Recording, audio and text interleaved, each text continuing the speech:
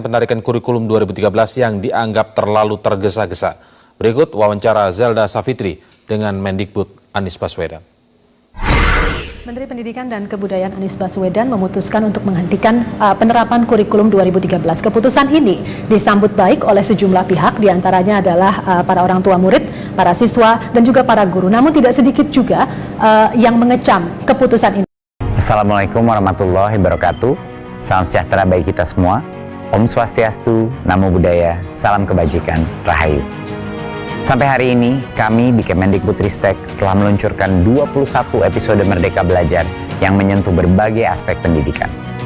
Tujuan utama dari Merdeka Belajar adalah mendorong perbaikan kualitas dan pemulihan dari krisis pembelajaran, khususnya melalui kurikulum Merdeka, yang kami luncurkan bersama platform Merdeka Mengajar sebagai Merdeka Belajar episode ke-15. Saya sangat mengapresiasi inisiatif Ibu dan Bapak Kepala Sekolah dan guru di lebih dari 140.000 satuan pendidikan yang telah memilih menerapkan kurikulum Merdeka pada tahun ajaran 2022-2023 ini. Sekolah yang menerapkan kurikulum Merdeka nantinya akan merasakan 3 keunggulan dari kurikulum ini. Wah, sudah banyak ya berita tentang kurikulum. Ternyata di Indonesia sudah menerapkan kurikulum Merdeka. Nah, teman-teman udah pada tahu belum sih apa itu kurikulum?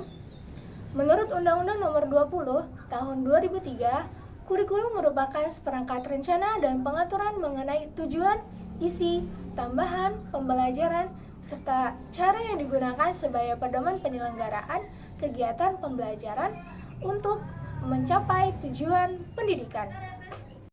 Kemudian, menurut Zais, mengatakan bahwa kurikulum digunakan untuk mengidentifikasikan rencana pendidikan bagi peserta didik dan apa yang dipelajari oleh peserta didik.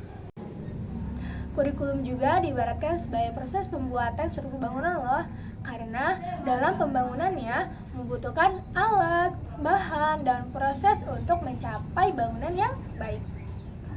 Nah, teman-teman sudah tahu ya sekarang tentang kurikulum.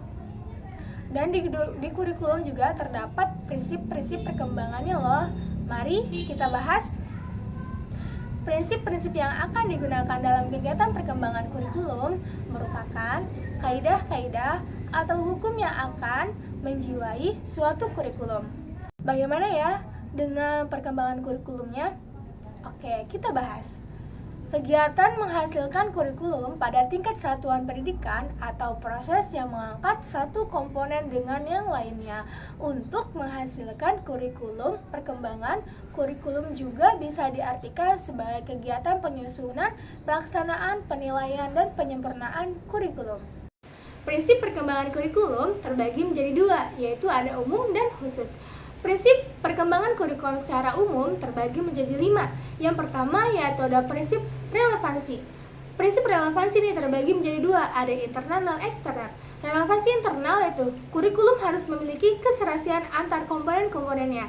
Kemudian ada relevansi eksternal, yaitu relevan dengan lingkungan hidup, relevan dengan perkembangan zaman, dan relevan dengan tuntunan dunia pekerjaan. Selanjutnya yaitu ada prinsip kontinuitas, yaitu keterkaitan dengan materi pelajaran pada berbagai jenjang dan jenis program pendidikan. Selanjutnya yaitu prinsip fleksibilitas, yaitu fleksibel bagi pendidik, kurikulum disesuaikan dengan kondisi yang ada.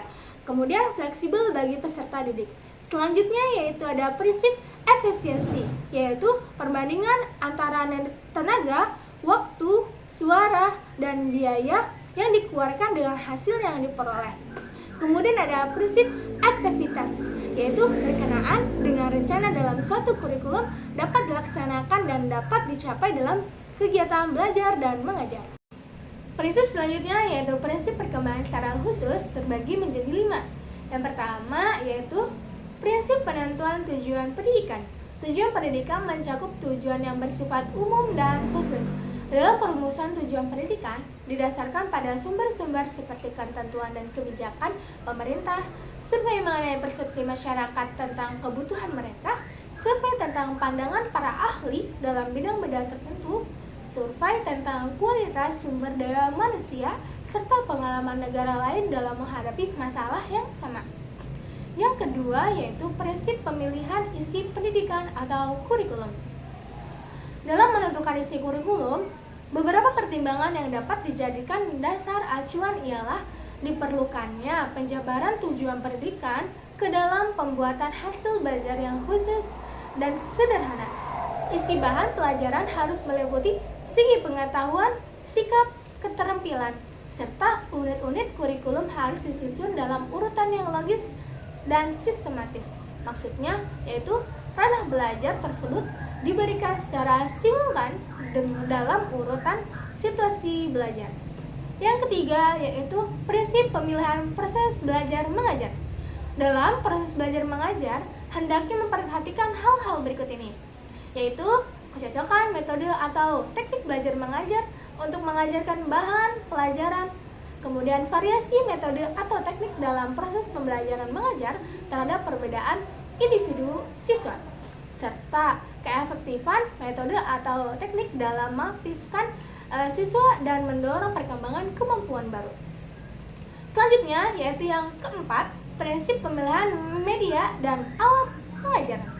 Dalam proses pemilihan media dan alat pengajaran, hendaknya memperhatikan hal-hal berikut ini, yaitu kegiatan perencanaan dan inventaris terhadap alat atau media apa saja yang tersedia, serta pengorganisasian alat dan bahan pelajaran, baik dalam bentuk modul atau buku paket.